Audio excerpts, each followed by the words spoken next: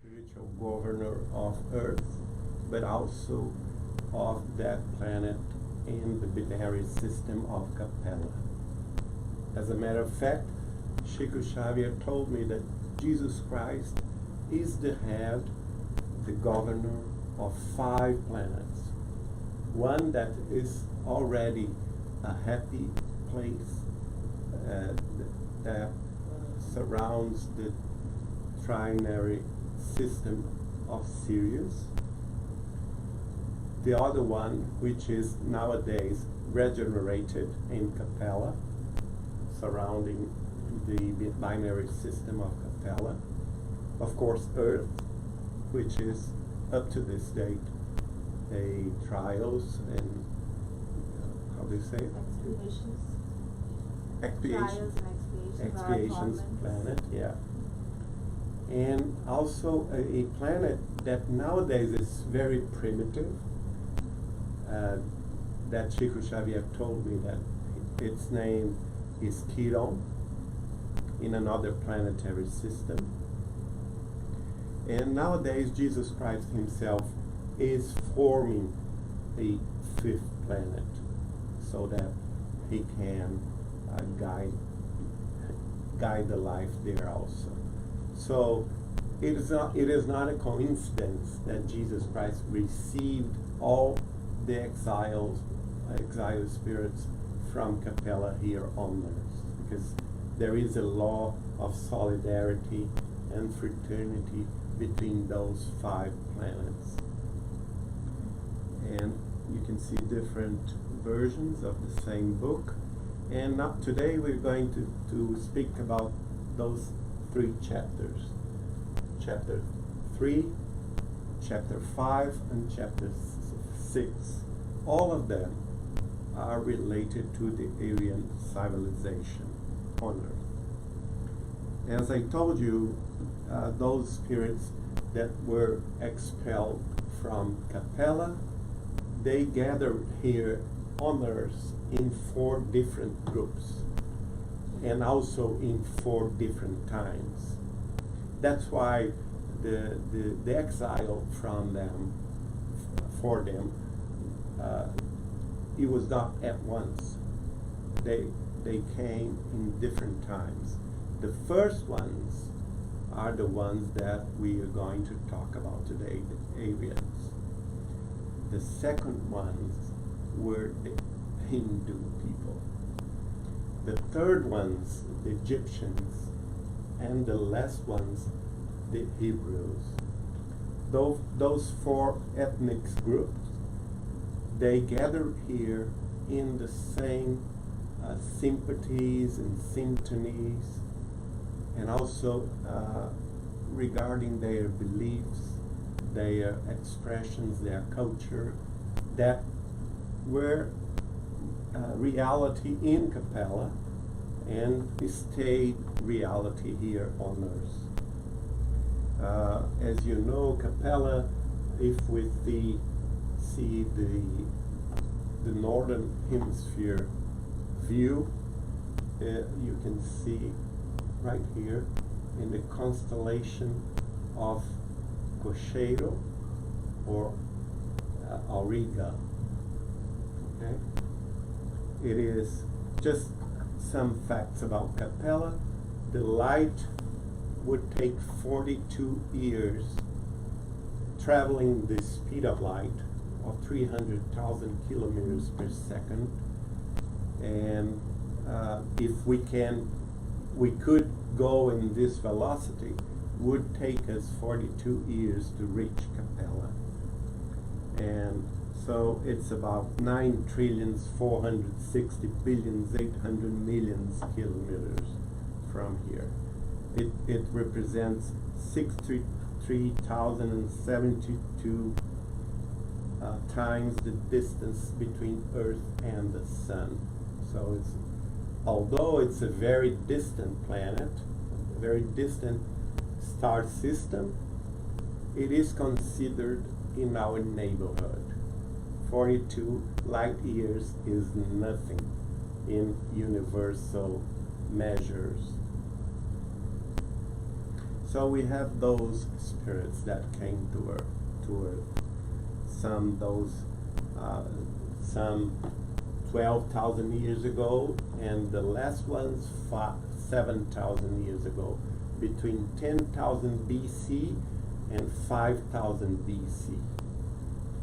And the first ones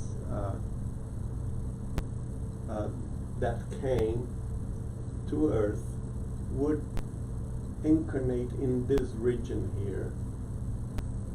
That's the Aryans. After that, they would migrate to the Tigers and Tibers here, where today is Iraq and Iran. The second group is the Hindu or Hindi that stayed here in the Indus Valley.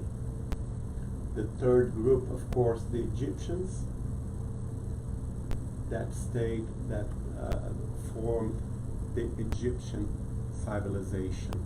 And with that, after that, the Hebrew that also incarnated here and then migrate to Palestine. You can see here that there is the Yellow River in China. They were not exiled from Capella. They were exiled from another planet, and they were here on Earth before the Capella exiles.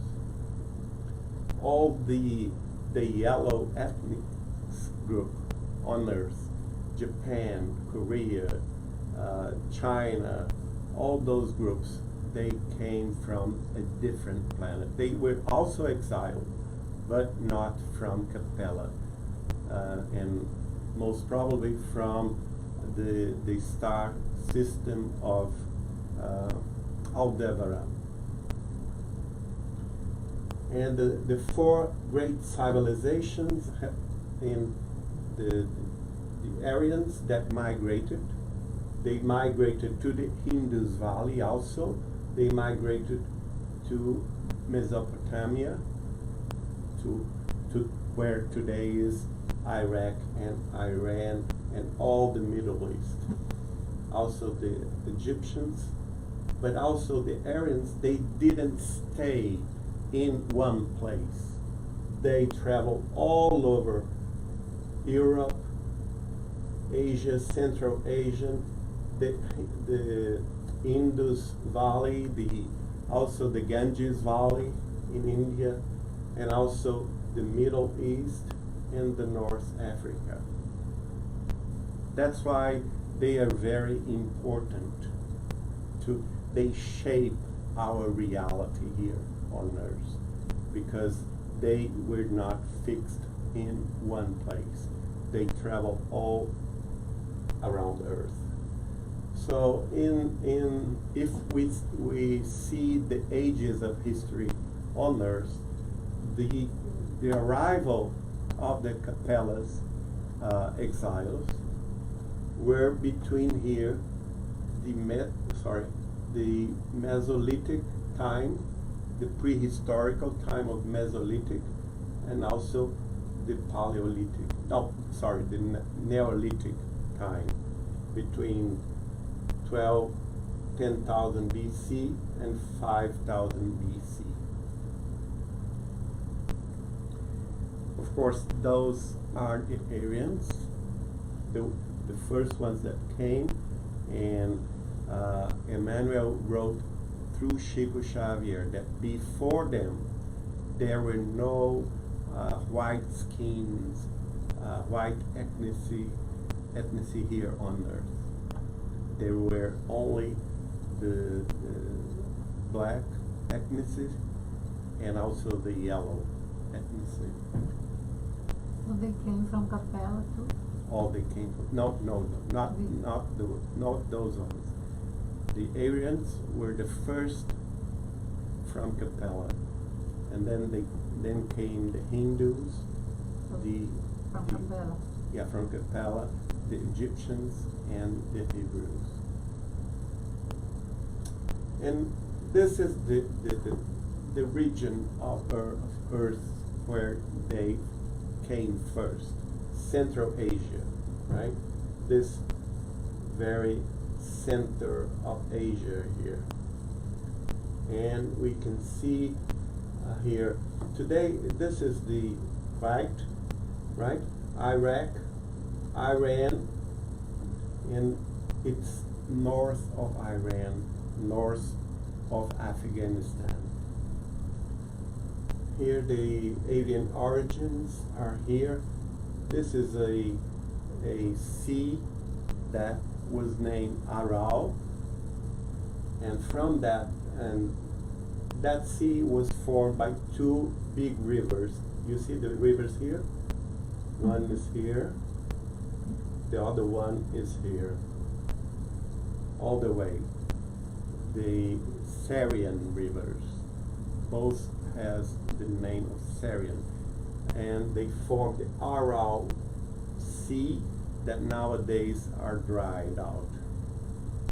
But in those times, there was plenty of water that time, and they took their name from the name of those rivers. They named those rivers, right? And one of the biggest civilizations of the Aryans was the Andronovo civilization that conquered all this Central Asia. Also the Bimak civilization, the Yas civilization, the Swat, all of that are the first civilizations of the Aryans. You can see here one important revelation through Shikosharya, because in the notes after the chapter 3 of In the Way of to the Light, Emmanuel says that the first migrations from the Aryan people started here at Mount Pamir. You see here the Mount Pamir? It's very close to the Himalayas, okay? You can see the snow here. So at that time, when Chico Xavier wrote that in Brazil, through his psychographic mediumship, Emmanuel wrote that in the notes after chapter 3. At that time, in 1937, the anthropology,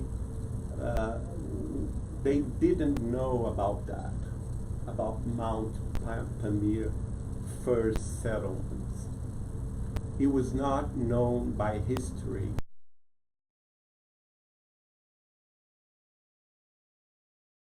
80 years passed here in the 21st century that those first settlements they were discovered by anthropology and the science, right? And here we can see where it all started. There's a photograph of those mountains in the Pamir region. Today is Tajikistan, the country that holds this site. It's Tajikistan, right? You can see the rivers. It's all very mountain. That's why it took so long to discover those ancient sites.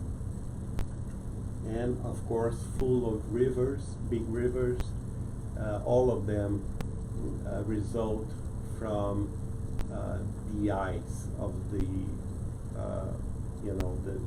higher mountains. So you can see here Iran, right? Here, Afghanistan, and here Tajikistan. And the site that they came first is right here in Tajikistan nowadays, and also is neighbor of Uzbekistan and Turkmenistan.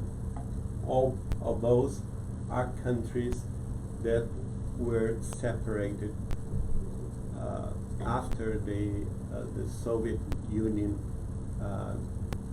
just stopped to exist. And you can see here also the Pamir Valley and the rivers that were so important to those first settlements. And here, the region so important to the development of Earth. From that spot, they spread all over Central Asia. They spread all over the Indian Valley here in the south, and also they went west, where today's Iran, Iraq, the Middle East, and then they entered also Europe through through Turkey, and also through the Slavic, nowadays Slavic countries. You can see also both rivers. They are the Amu Darya and the Sir Darya rivers. Here is the Sir Darya river, and here is the Amu Darya. Where's the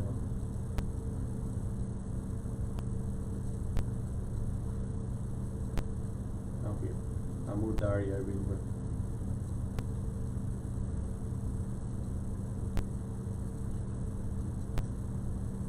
So this is the Pamir. You can see here that the Mount Pamir is very close to the Himalayas.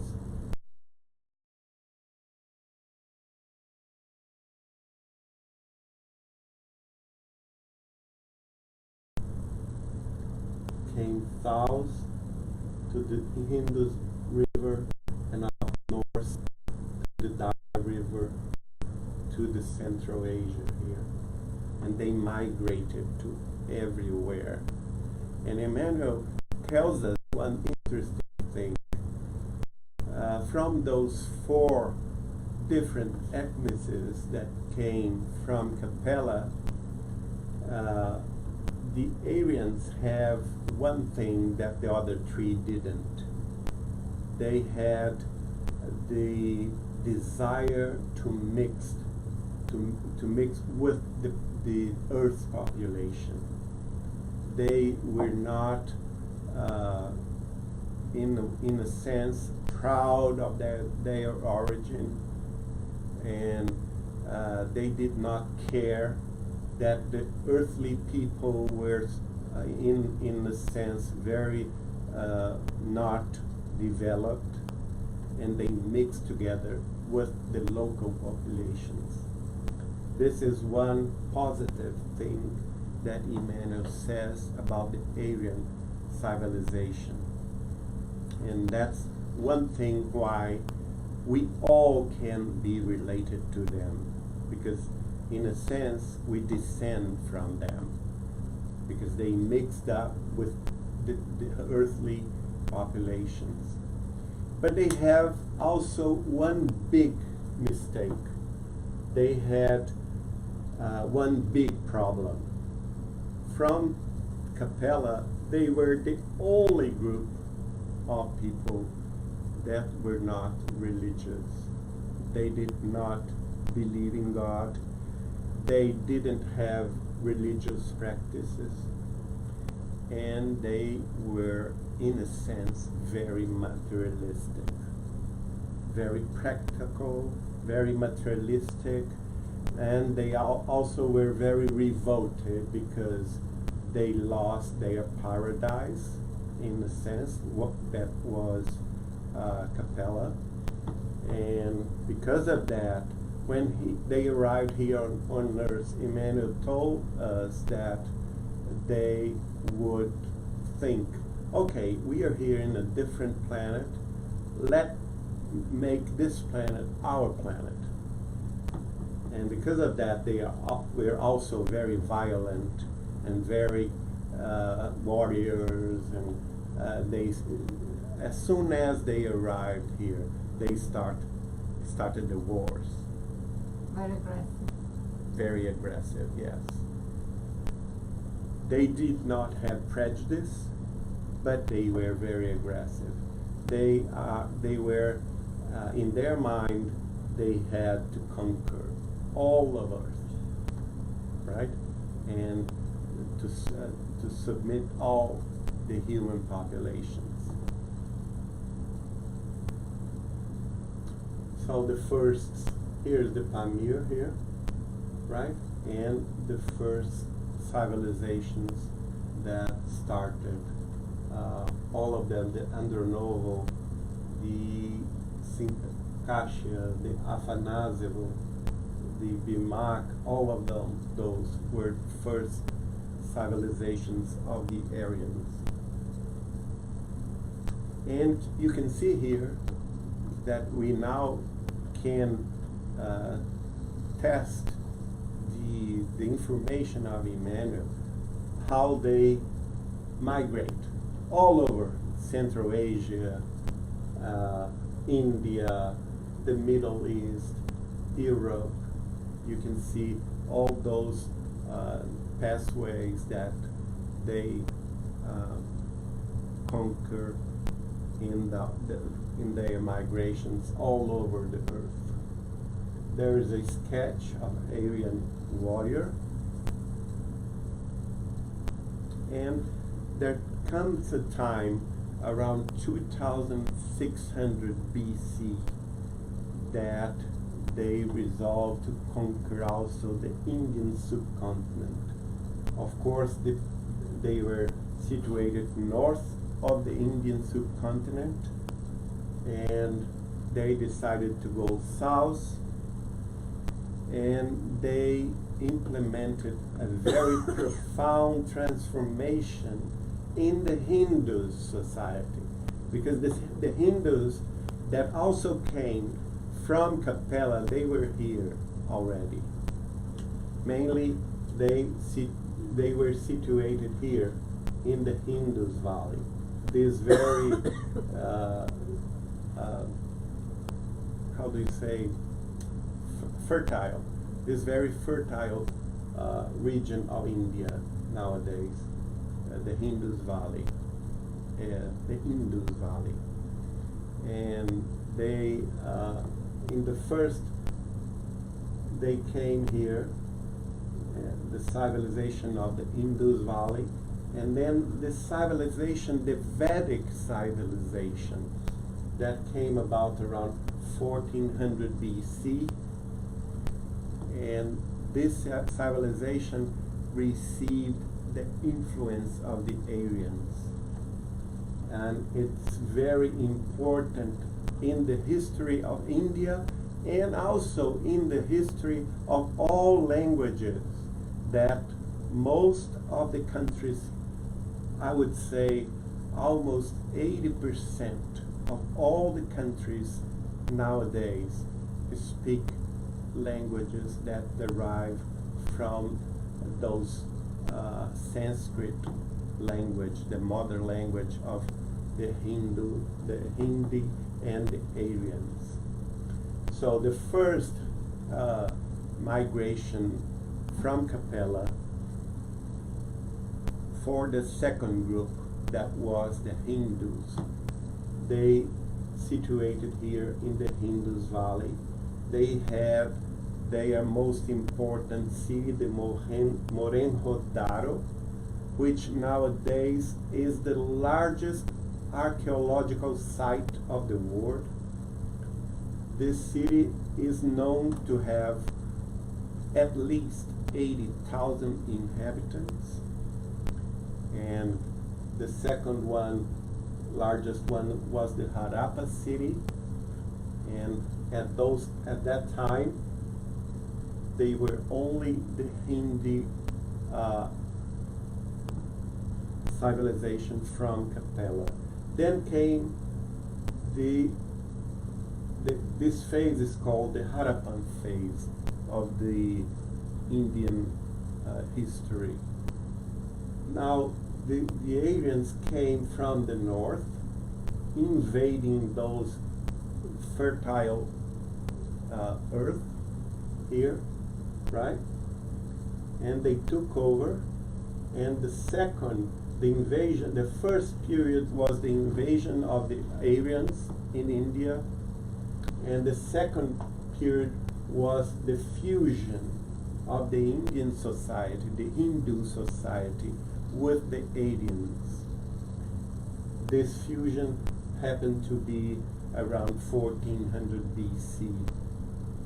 And you can see that why this is important, because it's the Vedic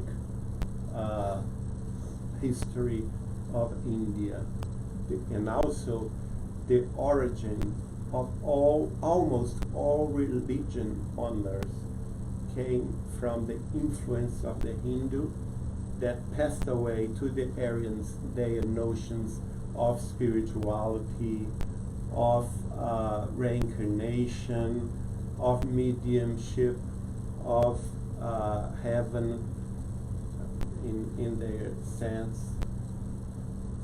And so that the second river dried out, and they migrate all the way to the Ganges River. You can see here the Ganges River that is born in the Himalayas and cross all north of India until nowadays Calcutta and Bangladesh. So this north of India nowadays all were conquered by those Aryans invaders, and they mixed up with the Hindu society. Why is that so important? Because this time we have the textbook of this time, which is called the Vedas. And the Vedas is nothing more than books of knowledge. And they are so much important now until this day, because we can say that only 10% of those writings are translated, are understandable to our culture nowadays. Only 10%. We still have 90% of those writings that we don't comprehend. And some of them are very advanced, because they speak of flying machines. They speak about atomic bombs. They speak about a nuclear war. And they speak about annihilation. Of course, our historians are kind of, surprised about all of those things, because we know that Earth didn't have that technology at that time. But as a matter of fact, what are they speaking about? They are speaking about the nuclear war that took place 7,000 years ago, 5,000 years BC, not here on Earth, but in the planet that they came from, surrounding the binary system of Capella. Chico Xavier told me that himself, and because of that destruction is why they were degraded, they were exiled or expelled from Capella and exiled here on Earth, right? But the Vedas is the way that they could express themselves and pass away to the future generations that are us, that can now comprehend what they are talking about. And in this time, you can see all the paintings and all the representations of the Vedic society in India. You can see a dark skin, the Hindu, and a light skin, the Aryans. You can see here the dark skin and the white skin. Of course, the Vedas are a holy, sacred knowledge for them, right? And their main language is the mother language of all our language, the Sanskrit. And also there is the Rig Veda. The Rig Veda is the writings of hymns and poems that they chanted their hope to go back to their land in Capella. And also it's important to know that in that time the main religious concept of God came from those men and women in the Vedic society, the one that divided God in three persons: Brahma, Vishnu, and Shiva. Of course, Brahma is, as they say, the creator of everything. Vishnu is the conserver of everything, and Shiva is the destructor of everything. That's why in the Roman Catholic and culture, they also have the sacred Trinity: God, the Creator, the Holy Spirit, and Jesus. Right? It's an earlier concept that were brought to Christianism, as Lucas wrote, and we can see that in the book of Chico Xavier, Paul and Stephen, in the city of Antiochia of Syria, because Antiochia was a commercial and an open city in times of philosophers and religions, and also a commercial city that united the Far East, the Middle East, and Europe. And at that time, the Indians, the Hindu people that came to Antiochia, brought those concepts to Christianity in the first century. And unfortunately, those early Christians, most of them were combated by John the Evangelist and Ignacio de Antioquia, but they could not cope with that, interpolation of reality. But it's important because from this notion, the Aryan and the Hindu society influenced all human civilizations in terms of philosophy and religion. Nowadays, we can see the Hindu people, and here is the Sanskrit, the modern language of us all. Why it's so important? Because as the Aryans did not settle in one place, like the Hindus, they did settle in the Indian subcontinent. The Egyptians settled in nearby the Nile River, and the Hebrews also settled in the Nile River, and then after that in Palestine, right? And they stayed there, and they constructed a way of living that everyone else except them were put apart. Like in India, they established the castes society, and in Egypt they established also the hierarchy of the illuminated, and also in the Hebrew society they closed themselves, and they could not marry, they could not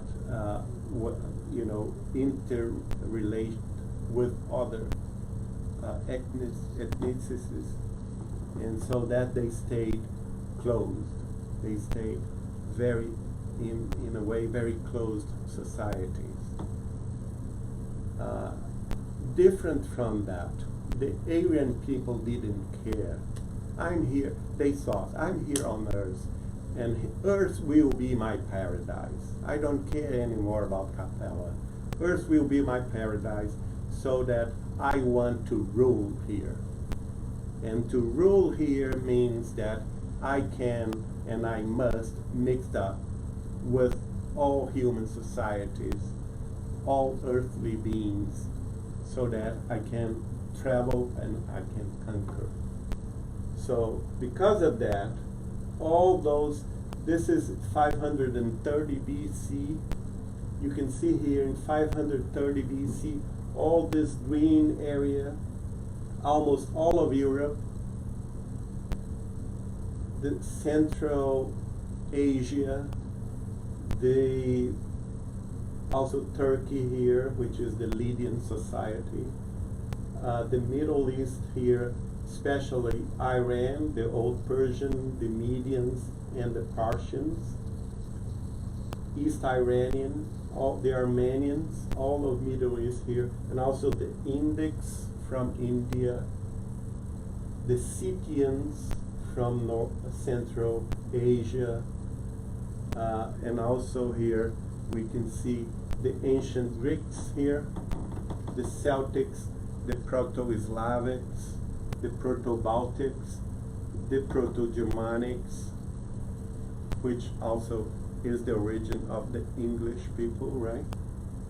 All of that in 530 BC were in effect.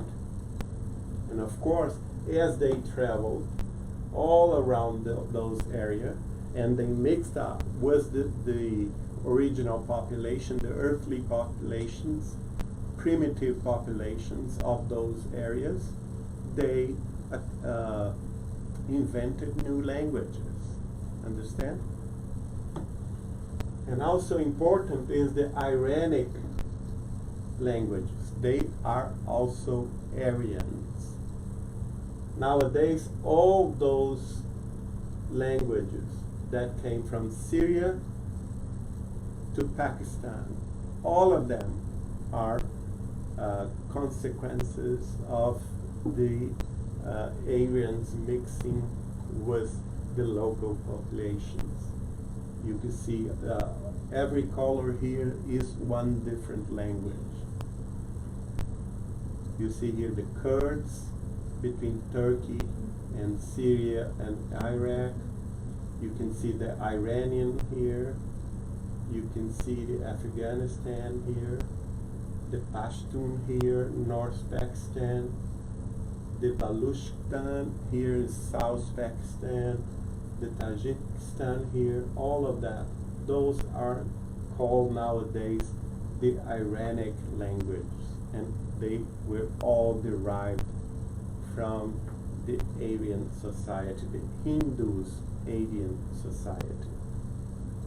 And the genetic division of Iranic languages also started with the Proto-Iranic and was divided over the time, over the period of time, the centuries, and the places that they were settled.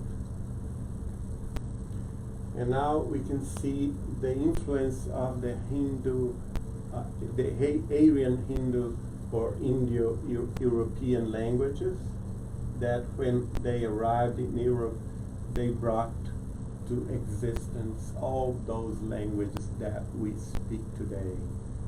English, Danish, Norwegian, Sweden, Germany, Italian, Portuguese, Spanish, French, Greek, all of those languages, they are all related to the mother language of Sanskrit and are descendant of the Indo-European origin. You can see here even the Hindic nowadays spoken in North India. Here the Iranian that is spoken in Iran and Pakistan. Here we can see the Armenian, we can see also the Anatolian or Turk. We can see here the Greek, the Albanian, the Latin languages in blue, which is Romanian, Italian, French, Spanish, and Portuguese, and all small languages like the Gallic, and also the Anglo-Saxon languages, Germany, Dutch, Danish, Sweden, Norwegian, English, and Icelandic. And also the Celtic languages, like in Ireland and in Britain, they are all derived from the Indo-Aryan languages. Nowadays, almost all of Europe speak in languages that derive from that source. One exception, the Hungarian. The second exception, the Finland language. Only 2 countries don't speak Indo-Aryan languages. And of course, nowadays you can see the Indo-European family, all the Slavic countries, Russia, Ukraine, Belarus, Poland, Czech Republic, all of them. Also the ones here near the Baltic and around here, the Albanians, the Greeks, Germany, Austrians, the Swiss, the Hollands, and Belgians and Hollands, the Danish people, the Swedes, the Norwegians, Great Britain, and Iceland, and here France, Italy, Spain, and Portuguese. And here is the tree of languages that came to existence because of the Aryan people. You can see all those green ones are the ones that are spoken nowadays in some countries.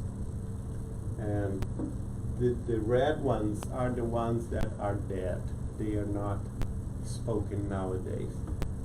But if we count every green language that is spoken here in this tree of Indo-Aryan people, Indo-Aryan languages, we have 176 languages.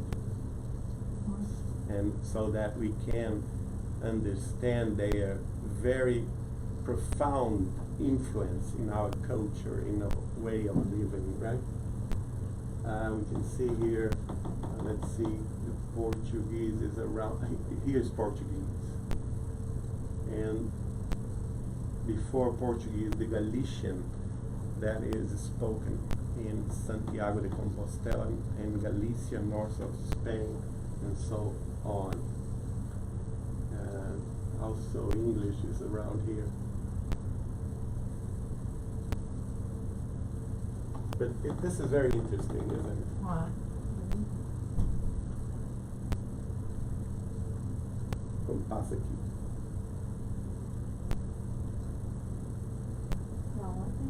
Maurício? Help me. Acho que acabou a bateria. While he does that, can I ask a question? Sure. The Bhagavad Gita, I cannot even say. It comes from the Vedas? Yes. But that's another story because we have to go more deeply into the Hindu society. Okay? Doesn't work. Yeah. Nowadays, the countries that speak one Indo-European language are those in green. The more green is widely spoken. The light green is not widely spoken, but more than 50% of the population speak. And also you can see the blue ones. The blue ones here also are the Turkish language. Thank you. That also is from those origin, like the Turks, the Syrians, the Lebanese, and also the Uzbekistan, and here the Latins. So you have almost 80% of the countries on Earth speaking languages from that people. Here's an interesting design from one very known Aryan. He was the head of the Huns, Attila, and he conquered many parts of Central Asia, India, and West, also to the Balkans, to the eastern part of Europe. You can see here in Europe, the Huns dominated almost everything in the center of Europe, in nowadays the Slavic countries. He lived in the 5th century after Christ. Do you know who he is? Adolf Hitler, one of the incarnations of Adolf Hitler. And here, eu vou precisar do... É só para colocar esse filme. And here is, to close our lecture today, we are going to see Europe from 600 BC to nowadays, and why it is always, all over those centuries, we have different wars.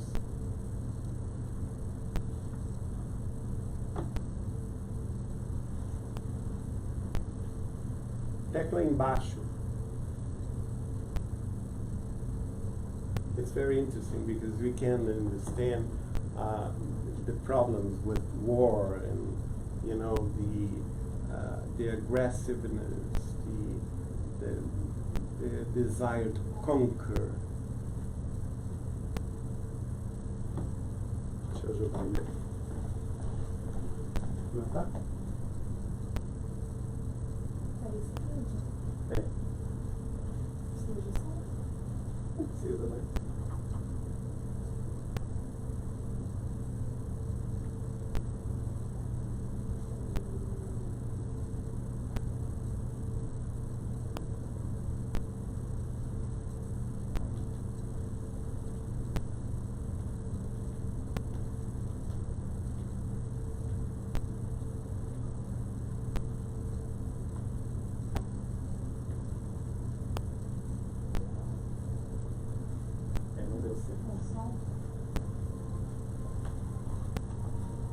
Yeah.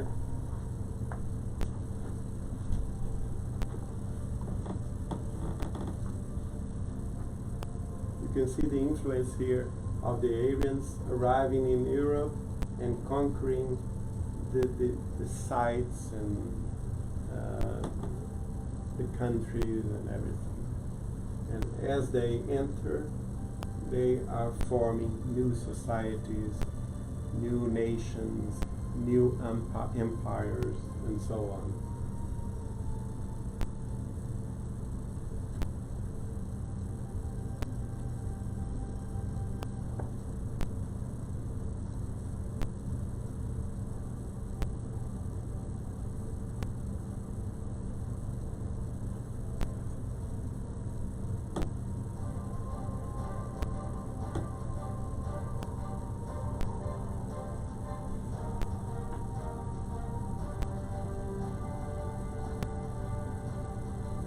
This, as a matter of fact, was from 2000 before Christ until nowadays.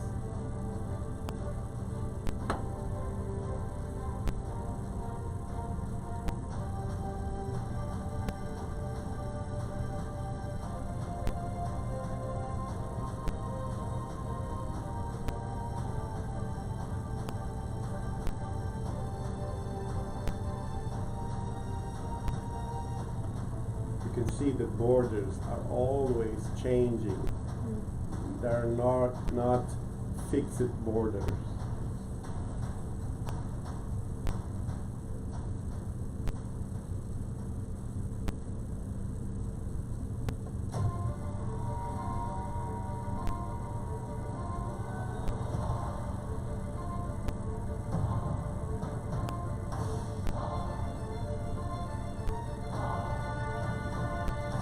The genesis of the Roman Empire here.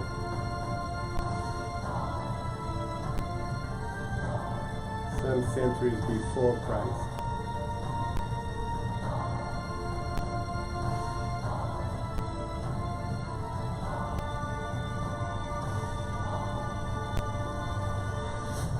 The expansion of the Roman Empire to the Gallias, where today is France,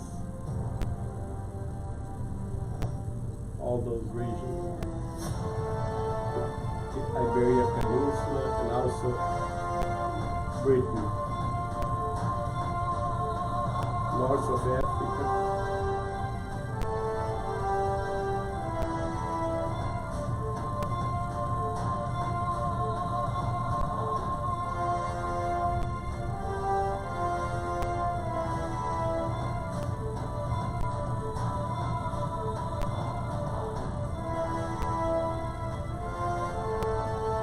Here we have the apogee of the Roman Empire when Christ himself was incarnated in Palestine.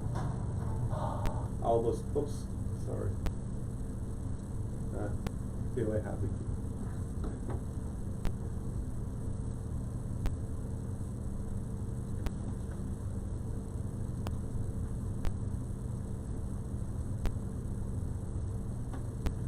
It's okay. I'm sorry, we have no time more. Thank you so much. And if we could see I left this video here with Mauricio, who else wants to see it all over. You can see all the wars and the conquerors, the problems of Europe, of the Middle East. And we can understand why we face so much problems, especially nowadays in the Middle East, in those regions, and also the Slavic countries and Europe, all the roots of these misunderstandings about, the situation, the political, social, political, philosophical misunderstandings between those people that as a matter of fact, we are part of all this. And this is the heritage of the Aryan society. In a way, it's our father society, it's our origin. And it's materialistic, it's violent, it is a society that is based on wars, on conquers, and that's a big problem that we must solve. On the other hand, they were not so prejudiced about the others. They mixed up with others, and also they were very practical, and because of that, we can have here on the earth the scientific thought, because they were very pragmatic. And that's the main characteristics of the Aryan saga that we, as a whole, inherited. Thank you so much. It was a pleasure to be here with you. Thank you, Geraldo. We have a little Q&A now.